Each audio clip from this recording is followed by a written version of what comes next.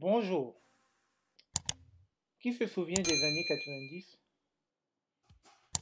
Je m'en souviens comme si c'était hier. C'est vrai, à cette époque, j'étais encore très jeune. Je pense que je devais avoir 9 ans. Et la vie n'était pas si difficile que ça l'est aujourd'hui. Je pouvais me rendre à cette époque qu'il y avait une certaine harmonie encore entre les peuples. On savait encore rêver à cette époque. Il y avait encore ce que je pouvais appeler l'envie de rêver. C'est une année où chaque Camerounais connaissait la signification du mot rêve. Oui, en ces temps, les Camerounais savaient rêver à travers les prestations de leur équipe nationale partout dans le monde. On avait fini par leur attribuer l'étiquette Impossible n'est pas camerounais. Souvenez-vous de cette brillante prestation face à l'équipe d'Argentine menée par Maradona, dans lequel personne ne donnait cher de la peau des lions indomptables du Cameroun. Un match plein de suspense et de rebondissements qui non seulement nous a hissés à la suite du tournoi au quart de finale, mais a pu permettre à cette équipe de se démarquer sur la scène internationale footballistique. Here we are again.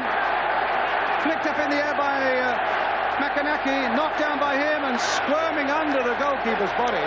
En étant le premier pays africain à être arrivé à ce niveau de la compétition, qui y aurait cru? Dès ce moment, c'est tout un continent en émulation qui s'est mis à arriver. À l'hôtel, mais difficile de circuler face à des supporters intenables. Après le Cameroun, le rêve s'est poursuivi 12 ans plus tard avec le Sénégal qui, avec brio, a su battre l'équipe de France.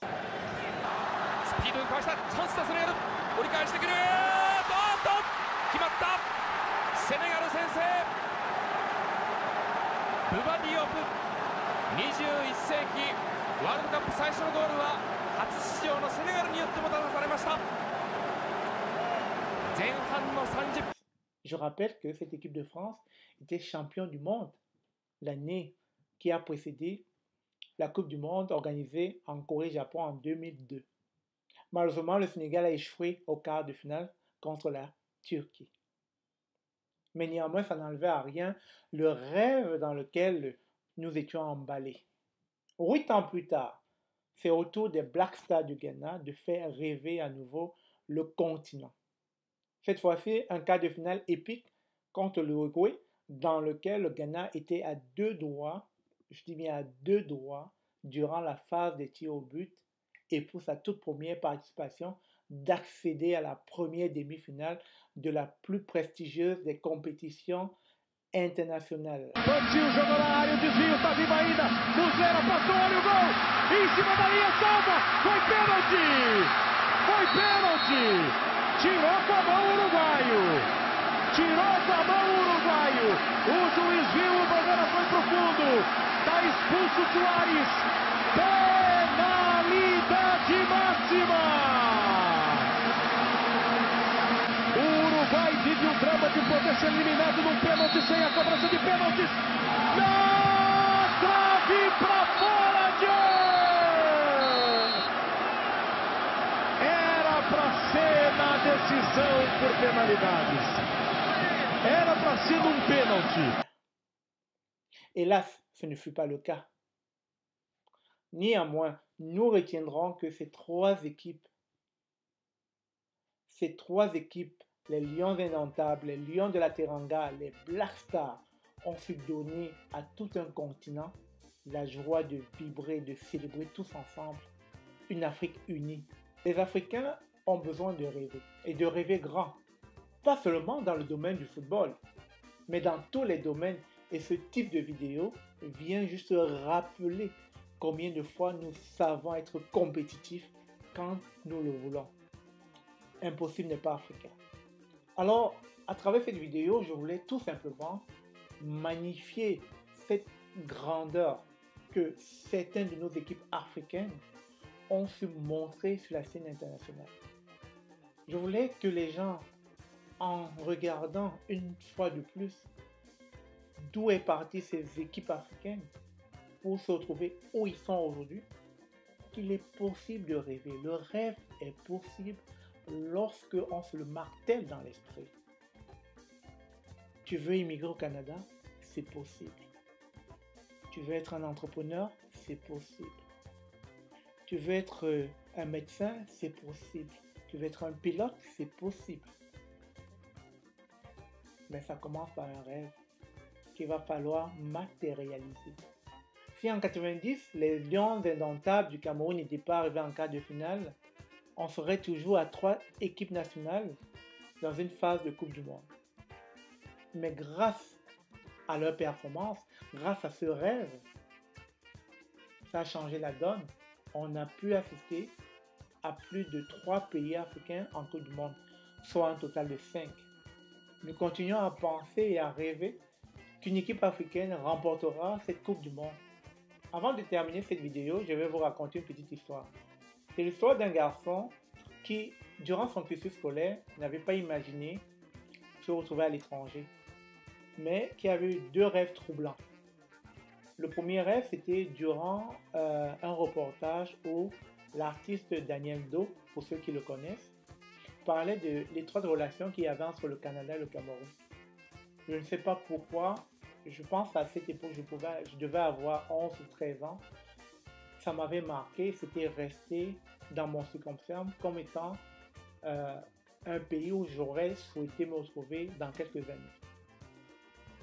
Et ensuite, quand je suis arrivé à l'université de Buea, pour ceux qui connaissent Buea, au sud-ouest du Cameroun, j'ai rêvé que la neige était tombée sur le terrain de foot.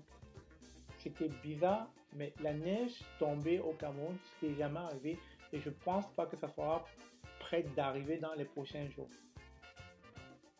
Et ça m'avait marqué, ce rêve-là.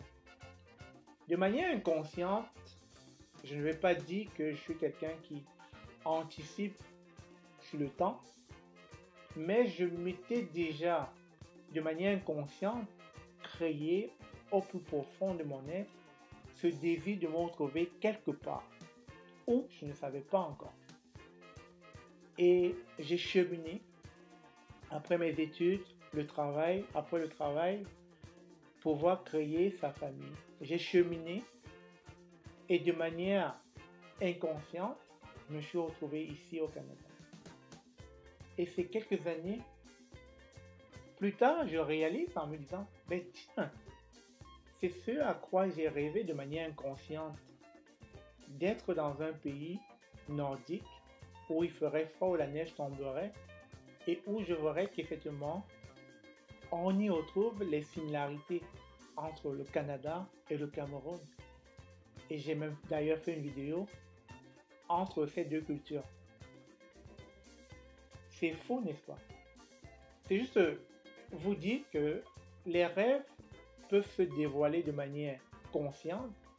Ceux qui rêvent des choses qui vont arriver et qu'elles arrivent, et ceux qui rêvent des choses inconscientes dont ils n'ont pas le monopole, dont ils n'ont pas la maîtrise, mais qui, de manière en flash, se produit comme « et tiens, je réalise, je me mets en situation que cet endroit ne m'est pas inconnu, cet endroit m'est familier. Et je réalise donc que j'ai rêvé de cet endroit il y a quelque temps ou bien dans un passé antérieur. » Tout simplement vous dire que les rêves se réalisent quand on y tient, quand on veut vraiment y arriver, y cheminer, et aussi quand on sait se donner les moyens de les atteindre. Je ne sais pas pour vous, vous voulez peut-être ingénieur, vous voulez peut-être pilote ou médecin, vous voulez peut-être immigrer en France, au Canada, en Suède, ou en Côte d'Ivoire, ou au Sénégal. Peut-être vous êtes démunis en ce moment. Peut-être vous ne savez pas ce que vous allez manger demain, mais donnez-vous les moyens. C'est la seule chose que je peux vous promettre. Donnez-vous les moyens d'aller chercher effectivement ce qui fera la différence dans votre quotidien. Sur ce, je vous souhaite de passer une agréable fin de journée si c'est le jour et fin de soirée si c'est le soir. On se dit à très bientôt. Au revoir.